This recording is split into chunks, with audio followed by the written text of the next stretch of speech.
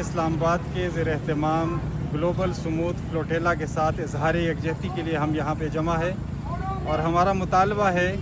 کہ پاکستان کی حکومت بھی اور پوری دنیا کی حکمرانوں سے ہمارا مطالبہ ہے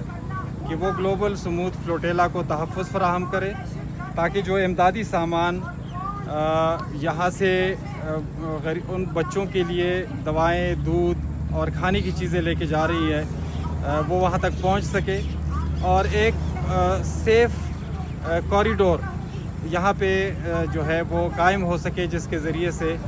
غزہ کے مظلومین تک امداد پہنچی جا سکے۔ آخری میسج جو انہوں نے کروایا تھا سینیٹر صاحب نے، تو یہی تھا کہ ہمیں غزہ جانے کی اجازت نہیں ملی، تو اب تک کی کیا اطلاعات ہیں؟ ابھی تک یہ ہے کہ یہ سموتھ فلوٹیلا کے جو والنٹیئرز ہے یہ سمندر میں موجود ہے،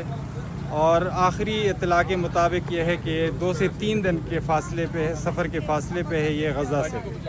2 سے 3 دن کا اور سفر رہتا ہے۔ جی، تو ہمارا مطالبہ ہے کہ ان کو تحفظ فراہم کی جائے تاکہ یہ امدادی سامان ان بچوں تک اور ان مظلومین تک پہنچ سکے۔ سمندر میں موجود ہے۔